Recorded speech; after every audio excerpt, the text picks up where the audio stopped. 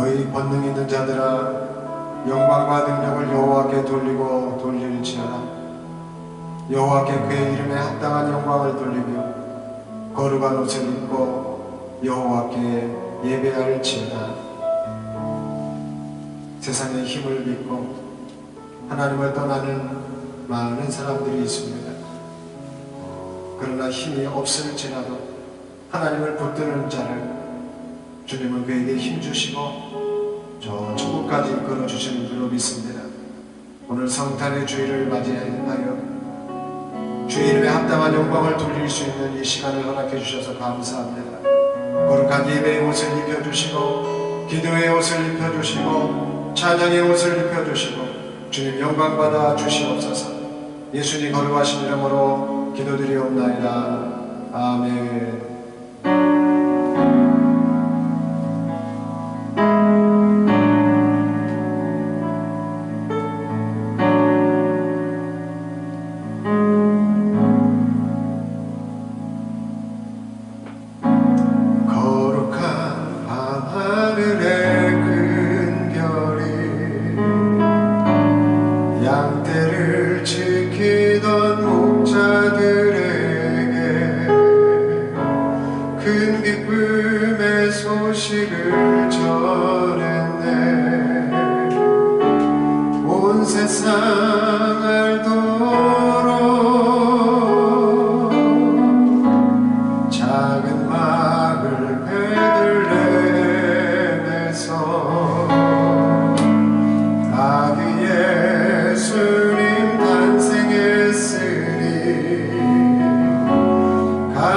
큰 왕이 나셨다는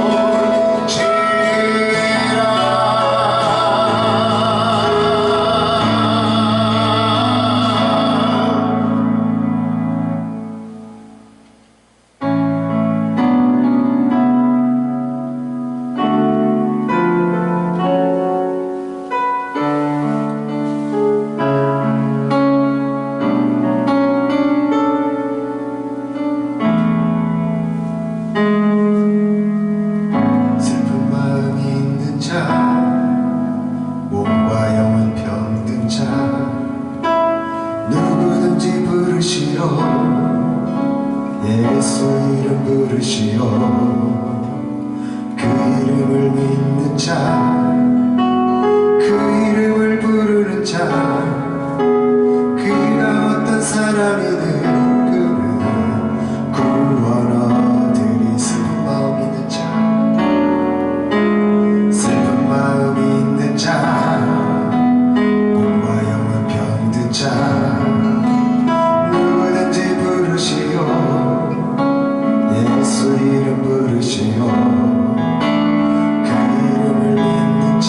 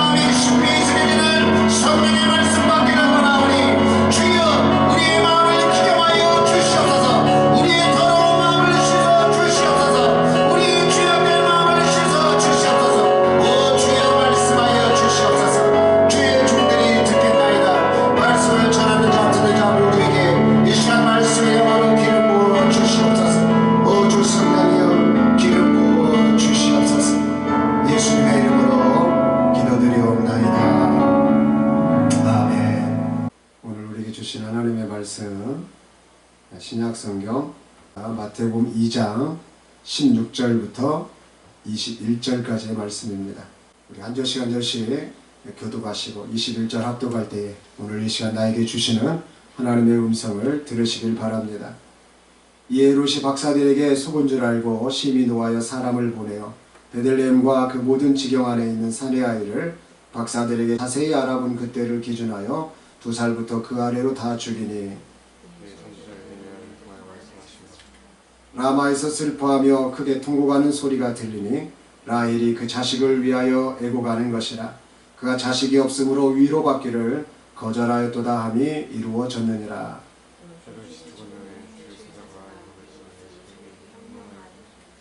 일어나 아기와 그의 어머니를 데리고 이스라엘 땅으로 가라. 아기의 목숨을 찾던 자들이 죽었느니라 하시니 요셉이 일어나 아기와 그의 어머니를 데리고 이스라엘 땅으로 들어가니라. 아멘. 마태복음은 AD 70년 이후 유대 기독교인들을 대상으로 쓰여진 복음서입니다. 이때가 언제냐 하면은 로마에 의해서 예루살렘 성전이 완전히 파괴된 이후입니다. 예루살렘 성전은 로마의 군대 장관인 티투스 장군에 의해서 파괴가 되었는데요. 그는 당시 로마 황제였던 베스파시아누스 황제의 아들이었고 나중에는 스스로 로마의 황제가 되는 인물입니다. AD 70년 이렇게 티투스 장군이 이끌 로마 군대가 예루살렘을 포위하고 공성전을 벌입니다. 그 앞에다가 성을 쌓아가지고 성을 무너뜨리는 기법이죠. 결국 예루살렘 성전을 완전히 파괴하고 이스라엘 모든 도시를 점령합니다. 이때 예루살렘 공성전에 투입된 로마군의 병력이 약 8만 명에 달했습니다. 이에 맞서 유대인들은 2만 3천 명 정도의 병력으로서 치열하게 싸움을 했지만은 수적으로나 군사적인 여러가지 면에서 열세였죠. 로마군이 압도했던 것입니다. 이 전쟁으로 인해서 수많은 유대인들이 목숨을 잃었고 예루살렘 성전은 완전히 파괴되었습니다. 역사가 요세푸스의 기록에 의하면은 이 전쟁으로 인해서 무려 110만 명에 달하는 유대인들이 죽었다고 합니다. 그리고 9만 7천 명이 노예가 되는 비극을 겪었다고 기록하고 있습니다. 이렇게 당시의 예루살렘 성전의 이 파괴, 유대인들에게는요 엄청난 충격이지 않았을까요? 신앙과 삶을 완전히 송두리째 흔들어버리는 아주 큰 위기를 몰고 온 사회적인 엄청난 사건이었습니다. 성전 자체가 하나님의 임재가 있는 거룩한 공간이었죠. 이스라엘 백성들이 기도하는 모든 방향의 중심이 되었습니다. 또 그 기도의 응답의 대상이 되시는 하나님이 거하신 곳이었기 때문에 그 충격은 이스라엘 사회에 가히 크다라고 할 수 있습니다. 이런 상황에서 마태는 구약의 여러 가지 예언들이 예수님을 통해서 어떻게 성취되었는지를 말합니다. 예수님이 유대인들이 오랫동안 기다려왔던 메시아다, 왕이시다, 이것을 강조하고 있습니다. 즉 우리에게 아무런 희망이 없어요. 지금 이스라엘 사회가 희망이 있겠습니까? 우리도 나라를 잃어봤잖아요. 나라를 잃어본 사람들이 희망을 잃어버려요. 그러나 그 사회 속에서 희망을 잃지 않고 있는 사람들이 있듯이 오늘 마태는 그런 희망을 잃어버린 유대인들을 향해서 우리의 희망이 예수님이다, 우리의 메시아 그분이 우리에게 희망이다, 여러분 이것을 강조하고 있는 것이에요. 여러분 오늘날 살아가는 우리에게도 예수님이 희망이라고 우리가 말할 수 있어야 되는 것입니다. 전쟁의 그런 피해가와 막심하여도 예수님이 있으면요 여전히 그 피해는 피해가 아닌 거예요. 우리가 전쟁에 패했어도 예수님이 있는 사람은 승리자인 것입니다. 아멘. 성전이 무너졌어도 내 안에 예수님이 계시면 그 성전은 무너진 것이 아니에요. 저는 사해 남쪽과 브엘세바에까지 포함하는 넓은 지역입니다. 성경을 보면 야곱의 형 에서가 에돔 족속의 조상임을 알 수가 있지요. 에돔은 기원전 13세기부터 8세기 사이에 독립적인 왕국을 이루며 번성한 나라입니다. 에돔은 초기 철기 시대에 매우 발전되고 통합된 그런 강력한 나라였습니다. 그러나 바벨로니아의 침략과 타민족에 대한 이주 정책들을 통해 가지고 기원전 6세기 에돔 왕국은 완전히 파괴됩니다. 또한 유목민들에게 밀려나서 유대 지역의 남쪽에 강제 이주하게 됩니다. 이후 페르시아 시대까지 와서는 브엘세바까지 북상해서 유다의 남쪽 지역을 점령하면서 살게 돼요. 이게 에돔 족속이에요. 여기서 우리는 잠깐 유대 사람들을 생각해 봐야 됩니다. 유대 사람들도 밀리는 형국이었거든요. 에돔은 사실 이스라엘에게는 상대가 안 됐던 민족이었어요. 그런데 이 에돔 사람들, 이듬의 사람들이요, 이렇게 유대의 남쪽 지역을 정복해가지고 살아갈 때 유대 사람들이 좋아했을까요? 라는 우리가 질문을 가져야 되는 거예요. 우리 땅을 빼앗은 이듬의 사람들에 대해서 여러분, 유대인들은 적개심을 가지는 게 당연한 결과였어요. 오늘날 우리도 영토 분쟁을 갖고 전 세계도 영토 분쟁 속에 놓여 있습니다. 네 땅이냐 내 땅이냐 가지고요, 서로의 이익을 따지면서 나라마다 분쟁을 합니다. 지금 여러 군데서 이 분쟁을 통해서 전쟁을 하고 있지 않아요? 이것이 유대 사회에서도 있었다는 거예요. 이 이듬의 사람들과 유대 사람들이요, 아주 이 영토에 관련돼서 깊은 지금 고민의 난제 속에 빠져 있는 거예요. 지금 우리 땅을 강제로 밀고 들어온 이듬의 사람들이 결코 좋아 보이지 않는 거예요.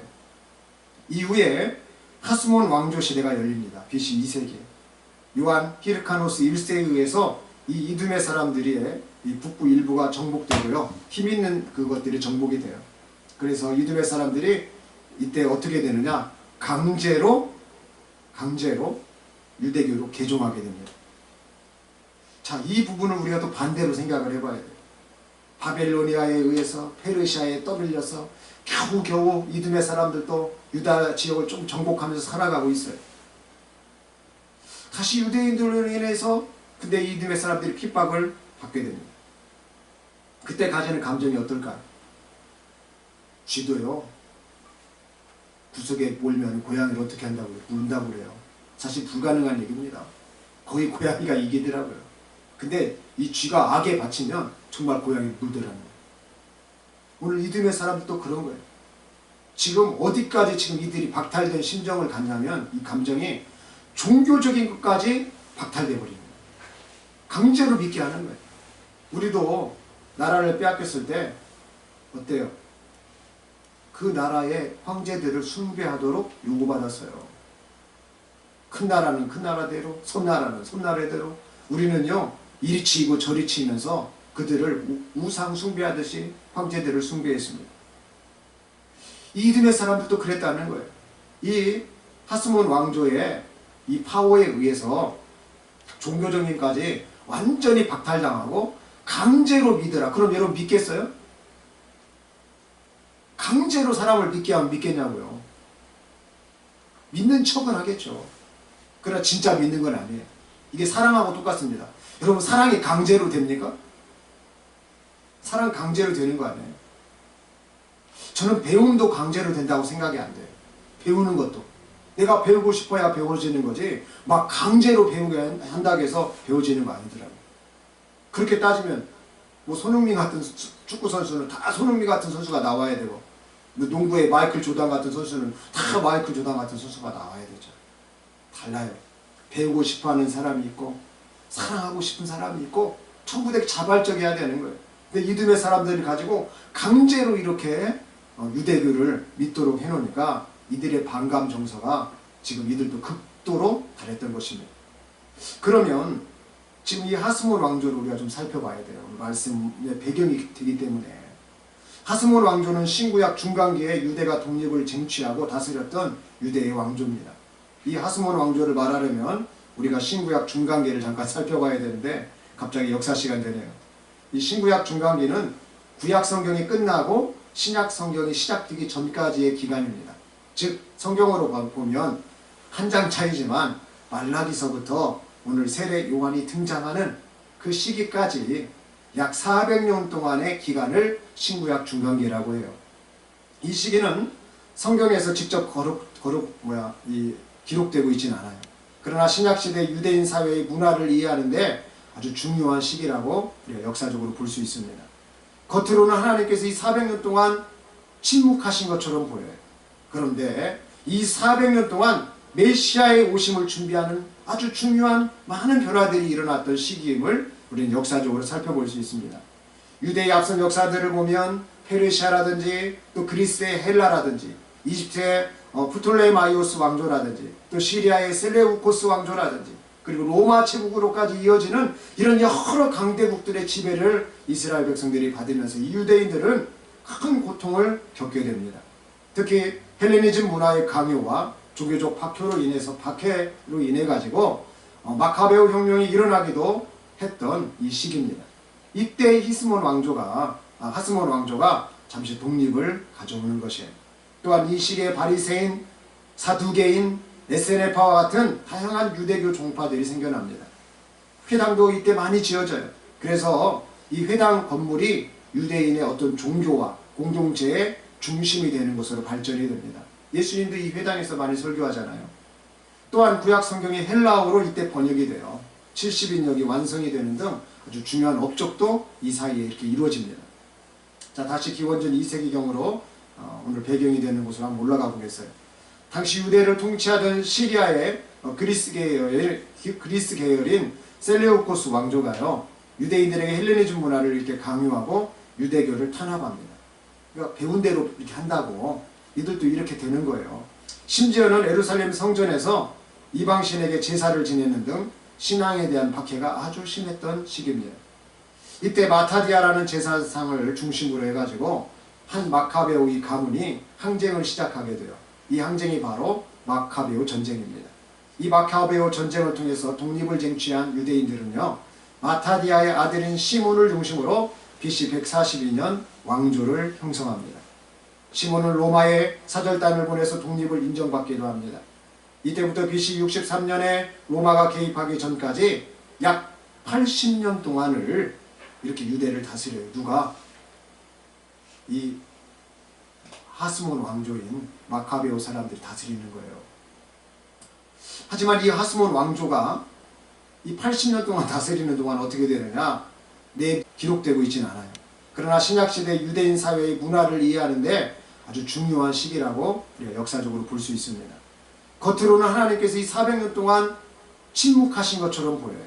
그런데 이 400년 동안 메시아의 오심을 준비하는 아주 중요한 많은 변화들이 일어났던 시기임을 우리는 역사적으로 살펴볼 수 있습니다. 유대의 앞선 역사들을 보면 페르시아라든지 또 그리스의 헬라라든지 이집트의 프톨레마이오스 왕조라든지 또 시리아의 셀레우코스 왕조라든지 그리고 로마 제국으로까지 이어지는 이런 여러 강대국들의 지배를 이스라엘 백성들이 받으면서 이 유대인들은 큰 고통을 겪게 됩니다.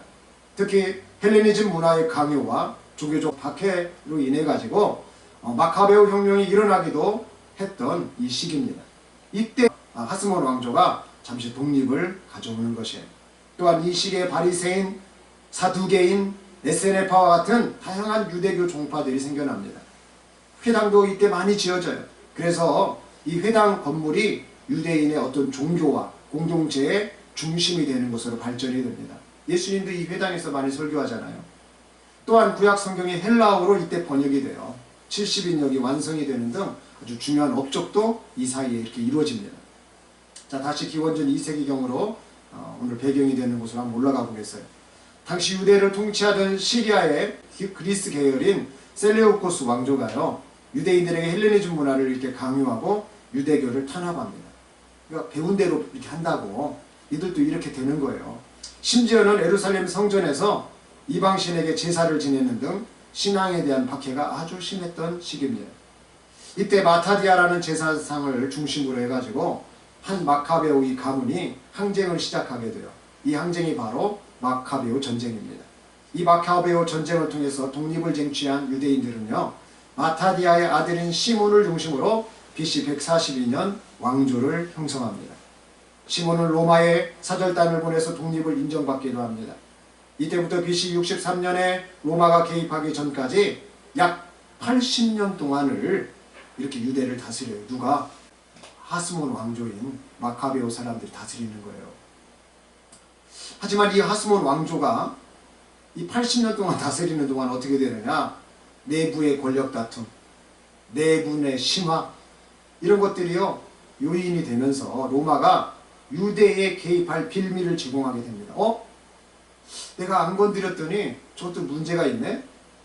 나하고 이렇게 약조를 맺으면서 이렇게 잘 통치하기로 했는데 이 문제가 심각한데? 반역을 하려고 하네? 다른 나라하고 손을 잡네? 이러면서요 로마가 완전히 쳐들어와 가지고 이 이스라엘 하스몬 왕조를 끝내버립니다. 즉 유대 왕조를 끝내요. 간신히 남아가지고 이스라엘의 나라라고 하는 명맥을 이어가고 있는데 그걸 끝내버려요. 우리로 말하면 대한제국이 끝나버리는 것이에요. 조선 왕조가 끝난다 이 말이에요. 그렇다면 지금 유대 사회가 망하는 것을요 기뻐하는 민족이 있지 않겠어요? 누구일까요? 아까 유대인들로부터 강제로 유대교로 개종된 하스몬 왕조가 있었던 그 80년 기간 동안에 강제로 막 신앙생활했던 누구요? 이두메 사람들, 이 에돔 족속들, 이 사람들이 지금 기뻐하는 거예요. 저놈들 우리를 저렇게 괴롭히더니 로마에 의해서 완전히 지금 쑥대밭 되었구나 하면서요 즐거워하는 거예요. 그게 이두메 사람들이었어요. 그래서 이들이 정치적으로 로마하고 이렇게 뒤를 거래를 해가지고요 그들의 지원을 받아서 BC 37년에 이 에돔 사람들 중에서 유대 왕위에 오르면서 하스몬 왕조는 완전히 막을 내리게 되고 우리나라 역사 속에서 친일파가 정권을 잡고서 그렇게 모든 것을 누렸듯이 이 이두메 사람들이 정권을 잡게 됩니다. 그리고 유대 사회를 통치하게 돼요. 완전 감정의 고리들이 얽히는 지금 그런 싸움들이죠. 다시 말하면 바로 하스몬 왕조에 의해서 강제 개종된 이두메인들 중에서 유력한 가문이었던 안티파로스 가문이 있었어요. 이 가문에서 로마의 지지를 받아가지고 유다의 왕이 된 인물이 바로 헤롯 대왕과 그 주변의 사람들이 이스라엘을 통치하게 되었다라고 하는 이야기입니다. 오늘 본문에서 나오는 헤롯이 바로 그 인물입니다. 예수님 탄생 당시에 바벨로니아에 의해서 페르시아에 의해서 유대 하스몬 왕조에 의해서 박해받고 유린되고 강제로 종교까지 개종당했던 그들로서는 억울하고 분이 가득한 로마로부터 위임받아 다스리고는 있었지만은 그러한 권력이라도 가지고 싶었던 인물들을 여러분 대신하는 자였던 이두메 출신의 헤롯 대왕과 그의 아들 분봉왕 헤롯 안티파스를 우리가 기억해야 합니다. 그렇기 때문에 이들의 통치는 이런 배경에서 불안정할 수밖에 없었어요. 그래서 어떻게 했습니까? 한쪽에서는 유대의 환심을 사기 위해서 예루살렘 성전을요 대규모로 증축하려고 했어요. 실제로 그렇게 했습니다. 또한 자신의 왕권을 위협하는 존재가 나타날까봐 늘 불안해서요 심지어는 자기 가족들까지도 숙청해 나가면서 이 권력을 그 자리를 지키려고 했어요. 그 인물이 헤롯이었다는 거예요. 이 헤롯 왕은 자신의 왕위를 지키는 것에 있어서 아주 집착했던 그런 인물이었습니다. 이 헤롯 대왕도 그랬고요. 이 아들이 예수님은 이 두 헤롯 대왕을 겪었는데 두 번째 아들인 헤롯 안티파스까지 폭정을 일삼는 자들이었어요. 그래서 로마가요 이들을 끝내버리고 본디오 빌라도를 나중에 보내게 됩니다. 우리가 십자가에서 예수님이 죽을 때 본디오 빌라도에 의해서 죽었다라고 이렇게 말하고 있잖아요. 왜 그랬느냐? 이 폭군 정치를 했기 때문에. 로마는 유화 정책을 좀 하기를 원했거든요. 그들의 종교들을 인정해주고 문화들을 인정해주면서 그래도 로마가 원하는 거 세금 징수라든지 그런 이권들을 다 가져가기를 원했는데 이 헤롯이 그거를 역할을 잘 못하는 거예요. 이 에돔의 사람들, 이두메 사람들. 자, 이런 상황에서 여러분 생각해 보세요. 물고 물리는 이런 상황. 네? 서로가 감정의 고리가 깊은 이 상황. 누구 하나라도 지금 이쪽에서 나오면 바로 왕이 될 수 있는 그런 상황. 이때 동방박사들이 찾아온 거예요. 그러면서 물어봅니다. 헤롯 왕 그 정치 세력들 앞에 나타나서 뭐라고 물어보느냐?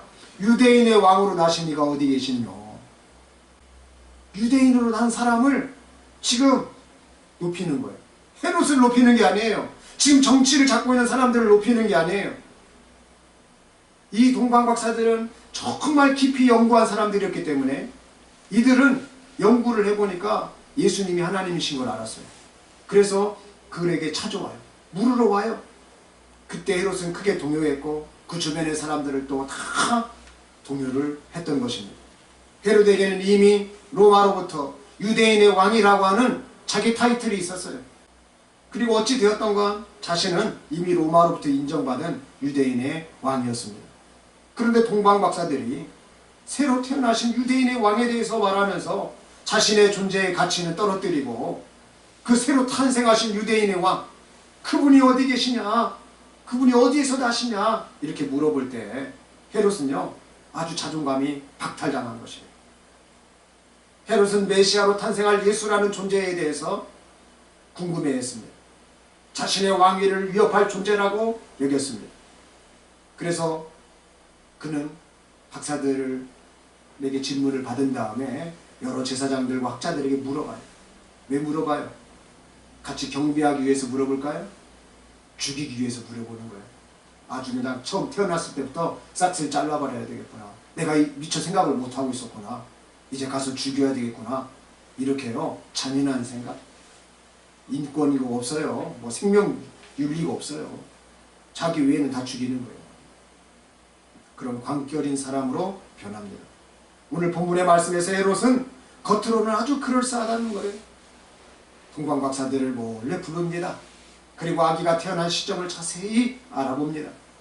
그리고 아기를 찾으면 자신도 가가지고 경비하게 해달라고 말합니다. 거짓적인 것이죠. 하지만 동방박사들이 이 천사들의 지시를 받고 헤롯에게 가지를 않고요. 다른 길을 통해 가지고 자기 나라로 돌아가 버립니다. 헤롯은 속은 줄을 알고 아주 크게 분노합니다. 그리고 베들레헴과 그 주변에 있는 2살 아래의 모든 사내 아이들을 죽이라고 명령합니다. 오늘 우리가 읽은 본문이 바로 헤롯이 그 두려움으로 인한 영아 학살 사건이 기록되고 있는 내용인 것입니다. 이러한 일이 있기 전에 예수님은 이집트에 잠시 피해갑니다.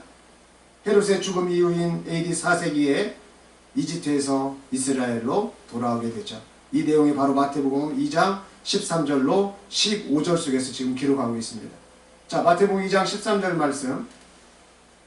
그들이 떠난 후에 주의 사자가 요셉에게 현몽하여 이르되 헤롯이 아기를 찾아 죽이려 하니 일어나 아기와 그의 어머니를 데리고 애굽으로 피하여 내가 내게 이르기까지 거기 있으라 하시니 요셉이 일어나서 밤에 아기와 그의 어머니를 데리고 애굽으로 떠나가 헤롯이 죽기까지 거기 있었으니 이는 주께서 선지자를 통하여 말씀하신 바 애굽으로부터 내 아들을 불렀다 함을 이루려 하시니라.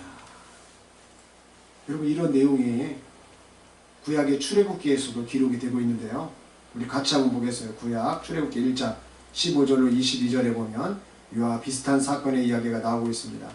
자, 제가 한 절 여러분들이 한 절 교독하시고 22절 우리 합독해 볼까요? 애굽 왕이 히브리 산파 십브라라 하는 사람과 부하라 하는 사람에게 말하여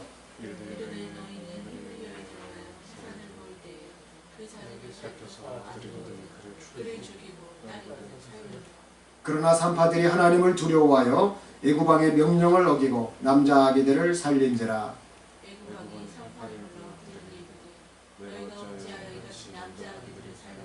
산파가 바로에게 대답하되 히브리 여인은 애굽 여인과 같이 아니하고 건장하여 산파가 그들에게 이르기 전에 해산하였더이다 하매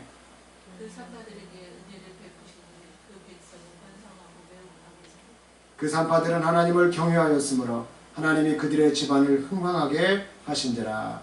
그러므로 바로가 그의 모든 백성에게 명령하여 이르되 아들이 태어나거든 너희는 그를 나일강에 던지고 딸이거든 살려두라 하였더라.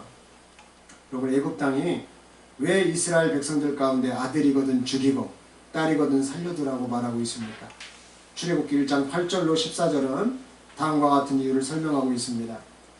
요셉을 알지 못하는 새 왕이 일어나 애굽을 다스리더니 그가 그 백성에게 이르되 이 백성 이스라엘 자손이 우리보다 많고 강하도다.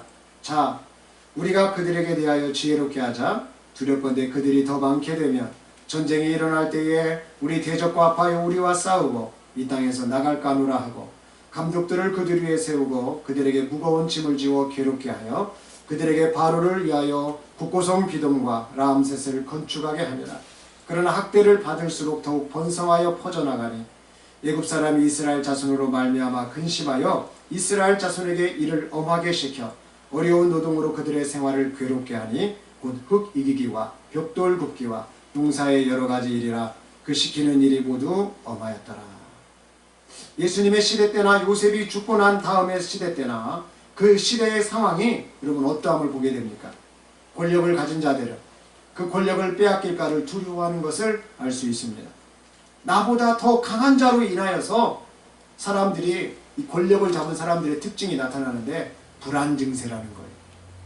권력을 계속해서 유지하고 싶어하는 탐욕과 욕심이라는 것이에요. 여러분, 무엇이 진정한 권세고 무엇이 진정한 힘일까요?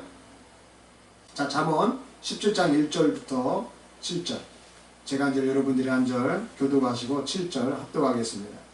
마른 떡 한 조각만 있고도 화목하는 것이 제육이 집에 가득하고도 다투는 것보다 나으니라. 슬기로운 종은 부끄러운 짓을 하는 주인의 아들을 다스리겠고 또 형제들 중에서 유업을 나누어 어리니라. 도가니는 은을, 풀무는 금을 연단하거니와 여호와는 마음을 연단하시느니라. 악을 행하는 자는 사악한 주려는 말을 잘 듣고 거짓말을 하는 자는 악한 혀가 하는 말에 귀를 기울이는다. 가난한 자를 조롱하는 자는 그를 지으신 주를 멸시하는 자요 사람의 재앙을 기뻐하는 자는 형벌을 면하지 못할 자니라. 순전한 노인의 면역을 마음이 자식이요 같이 읽습니다. 지나친 말을 하는 것도 미련한 자에게 합당하지 아니하거든 하물며 거짓말을 하는 것이 존귀한 자에게 합당하겠느냐. 아멘. 무엇이 권세고 무엇이 힘이겠느냐. 저는 오늘 솔로몬의 잠언을 빌리고자 합니다. 마른 떡 한 조각과 제육 중에서 보통의 사람은 제육을 선택하는 경향이 있습니다. 그러나 제육이 집에 가득하고도 다툰다라고 하는 것은 마른 떡 한 조각만 있고도 화목한 거다 못하다. 어디가 지금 힘이 세다는 거예요. 마른 떡 한 조각만 가지고서도 부부끼리 화목하고 그 가정이 화목한 것이 그 가정의 파워가 제육이 가득한 집에서 싸우는 것보다 그 파워가 다르다. 이 얘기하고 있는 거죠. 종과 주인의 아들 중에서 사람은 주인의 아들이 되고 싶어 하지 않겠습니까? 그러한 삶을 살고자 해요. 그러나 주인의 아들로서 부끄러운 짓을 한다면 슬기로운 종보다 못함을 이 말씀은 말하고 있습니다. 오히려 슬기로운 종은 주인의 아들을 다스린대요. 그리고 형제들 가운데 유업을 나누어서 얻게 된다라고 말합니다. 아들의 파워가 원래는 센 것이지만 슬기로운 종이 될 때 종의 파워가 더 세다. 그 종의 권세가 더 세다. 이걸 말하고 있습니다. 도가니, 쇠붙이를 녹이는 그릇 아니겠습니까? 이게 흙으로 만들어요. 보통은 흑연 같은 거로 만들어가지고 이렇게 우묵하게 피워놓는 그 그릇이죠. 이걸 도가니라고 하는데 이 도가니로는 은을 단련합니다. 재련을 하는 것이죠. 깨끗하게. 풀무는 불을 피울 때 바람을 일으키는 기구 아닙니까? 그래서 금 같은 것도요. 우리가 어떤 바람을 넣어요? 막 고열의 바람을 쫙 해가지고 금을 녹이잖아요. 풀무로는 금을 이렇게 연단을 해요. 이와 같이 사람의 마음은 어떻게 하냐는 거예요. 내 마음을 내가 모르겠어. 내 마음이 힘들어. 내 마음에 불순물이 있어요. 내 마음이 죄악으로 가득 찼어요. 그럼 어떻게 해야 되냐는 거예요. 오늘 말씀은 뭐가 힘이냐는 거예요. 내 마음을 연단할 수 있는 힘, 내 마음을 잡을 수 있는 힘, 여호와께서 연단하신다. 여러분 이렇게 말하는 거예요. 지금 헤롯이라든지 이집트의 왕은요. 이 마음의 연단이 안 되는 거예요. 그들은 도가니를 사용할 수 있고 그들은 풀무를 사용할 수 있지만 그들의 마음을 지금 잡기 위해서 아무것도 사용할 수가 없는 거예요. 이스라엘 백성들 두려운 거예요. 그 유대 사람들이 두려운 거예요. 이집트 왕이 봤을 때 자기들이 히브리 민족들을 부리고 있었지만 그들이 강성하고 크게 이렇게 번성하니까 두려운 거예요. 에돔 사람이었던 이 이듬의 사람이었던 헤롯 왕이 지금 로마의 섭정을 통해 가지고 자기가 이스라엘 다스리고 있지만 메시아라고 하는 인물, 그 어린 아기 예수가 두려운 거예요. 그 마음을 잡을 수가 없는 거예요. 여러분 오늘 이 시대를 살아갈 때 이 세상에 눈이 멀어버리면 우리 마음 잡을 수 없어요. 이 세상의 것을 가지고 살아가면 우리 마음 잡을 수 없어요. 우리 마음은 천국과 지옥을 또 볼 수 있어야 돼요. 내가 지금 지옥에 갈 수 있는지, 내가 지금 천국에 갈 수 있는지 마음이 연단되지 않으면 알 수 없는 것입니다. 그러나 여호와께서 우리 마음을 연단하시면 우리의 마음은 열리는 것이에요. 이어서 악을 행하는 자의 특징이 나오지 않습니까? 사악한 입술이 하는 말을 잘 듣는다라고 말을 하고 있어요. 거짓말을 잘 하는 자의 특징도 악한 여가 하는 말에 귀를 기울인다고 말하고 있습니다. 여러분 귀를 기울인다는 것은 좋은 것이에요. 그런데 지금 문제는 사악한 입술이 하는 말, 악한 여가 하는 말에 귀를 기울이고 있는 것이 문제예요. 잘 듣는 거 문제 아닙니다. 귀를 기울이는 거 문제 아니에요. 그러나 오늘 이 말의 표현은 나의 입술과 혀를 같이 한다라고 하는 뜻을 가지고 있습니다. 악을 행하는 자와 나를 코드를 맞추는 거예요. 코드링을 하는 거예요. 악한 여가 말을 하는데 거짓말하는 자의 그 삶에 나를 맞추는 거예요. 내가 하는 말이 지금 누군가로부터 들어서 나오고 있다는 것입니다. 여러분, 나를 점검할 수 있어요. 분명히 들었기 때문에 그 말이 나오는 거예요. 듣지 않으면 나오지 않는 거예요. 여러분, 내가 누군가에게서 자꾸 지금 듣고 있는 거예요. 내 스스로의 안에 들어와서 마귀는 생각 속에 말을 합니다. 넌 안 돼. 너는 못해. 너는 할 수 없어. 너는 죽어야 돼. 그러면요, 죽는 거예요. 그러나 주의 성령이 내 안에 예수님이 계시면 너는 안 되지만 내가 되게 할게. 너는 없지만 내가 있게 할게. 너는 힘들지만 내가 형통하게 할게. 너는 어렵지만은 내가 어렵지 않게 해주마. 너는 가난하지만 내가 부유하게 해주마. 너는 낮아졌지만 내가 높여주마. 여러분, 예수님은 우리를 살리시는 분이셔요. 나의 자존감을 살리시고 나의 프라이드를 높여주시고 나와 함께하기를 원하시는 그분이 오늘 예수님이신 거예요. 그래서 우리는 누구의 말에 귀를 기울이느냐? 우리 본성적으로 살펴보면 우리가 악한 영에 사로잡혀서 말을 기울이면 그 말이 나오게 되는 거예요. 선한 영에 사로잡혀 있으면 선한 말이 나오는 것이에요. 말씀은 계속 이야기합니다. 손자는 노인의 면류관이요 아비는 자식의 영화라. 무슨 말입니까? 이 말은 가족의 관계성을 의미해요. 아비 없는 자식이 있겠습니까? 손자 없는 노인이 있겠어요? 할아버지에게 손자는 참으로 귀한 존재입니다. 예뻐요. 마냥 보기 좋은 그러한 존재인 것입니다. 자식에게 있어서 아버지, 아비, 즉 부모는 보호자요, 인도자요, 친구요, 스승이면서 극히 영향력을 미치는 파워풀한 존재입니다. 이 말은 한마디로 사랑이 가득한 가족 공동체를 보여주는 것입니다. 잠언은 말을 어떻게 하느냐에 대한 말씀이라고 해도 무방합니다. 오늘 말씀에서 지나친 말을 하는 것이 미련한 자에게 합당치 않음을 말합니다. 거짓말을 하는 것도 존귀한 자에게 합당치 않음을 말합니다. 사람이 지나친 말을 금하고 진실을 말해야 됨을 오늘 파워를 말하는 거예요. 말의 파워가 뭐냐? 말의 권세가 뭐냐? 지나치지 않게 말하는 것이다.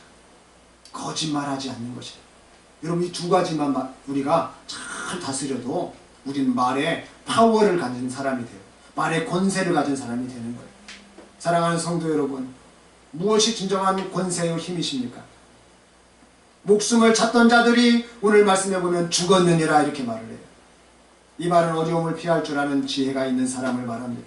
또한 하나님의 말씀의 응답이 떨어질 때까지 기다리는 것이 진정한 권세고 힘이라고 믿는 것입니다. 목숨을 찾던 자들이 죽었느니라. 이 말씀은 지금 상황이 변했음을 말해주는 말씀입니다. 예수님은 저와 여러분의 목숨을 소중히 여기시는 사랑의 하나님이신 것입니다. 말씀으로 이 세상을 지으신 분이십니다. 이 세상의 권세 잡은 자들까지도 다스리시는 통치하시는 하나님이십니다. 오늘 이 시간도 우리가 이 세상의 권세 앞에서 죽지 않기를 바라고 저 천국까지 같이 영원히 가며 지내시기를 원하시는 그분이 바로 2025년 전에 이 땅의 메시아로 아기 예수로 나신 하나님이신 예수님인 것입니다. 우리가 이 시간 곰곰이 생각해 보기를 원합니다.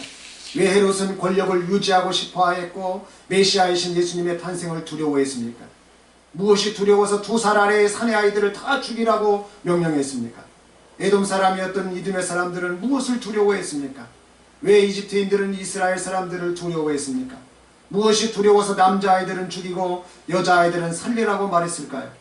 이 세상 권세를 가지고 있는 자들이 많은 것들을 가지고 있음에도 불구하고 여전히 그들이 두려워하는 양태를 보이는 것은 무엇이냐라는 것이에요. 말씀은 단 한 가지를 말합니다. 바로 그들에게 메시아 예수님이 없기 때문인 것입니다. 복음이 없기 때문인 것이에요. 천국과 지옥이 믿어지지 않기 때문인 것입니다. 죄가 무엇인지 깨닫지를 못하기 때문입니다. 복음이 무엇입니까? 예수님이 메시아이며 왕이신 것을 알고 믿는 것입니다. 복음이 무엇이냐는 것이에요. 내가 죽지 않고 영원히 살 수 있다는 것, 오직 예수님을 믿음으로 가능하다는 것, 이것을 아는 것입니다. 복음이 무엇입니까? 목숨을 찾던 자들이 죽었느니라. 안 좋았던 상황이 좋아지는 것이 복음인 것입니다. 죄와 죽음에서 의와 생명으로 나아가는 것이 복음인 것입니다. 목숨을 찾던 자들이 죽었느니라. 어떠한 어려운 순간에도 지혜로 어려운 상황을 피하고 어떤 어렵고 힘든 그 순간에도 메시아의 신앙을 붙들고 참고 또 참고 인내하며 오직 왕 되신 하나님이신 예수님을 믿고 의지하고 붙드는 것이 권세요 우리에게 힘인 것입니다. 더 나은 삶, 예수님이 함께 하시는 그 삶, 여러분 그것이 힘이고 권세다라고 하는 것입니다. 목숨을 찾는 자들이 죽었느니라. 상황이 바뀔 때까지 우리가 기도하고 인내하실 수 있기를 우리 주 예수님의 이름으로 축복합니다. 기도하겠습니다.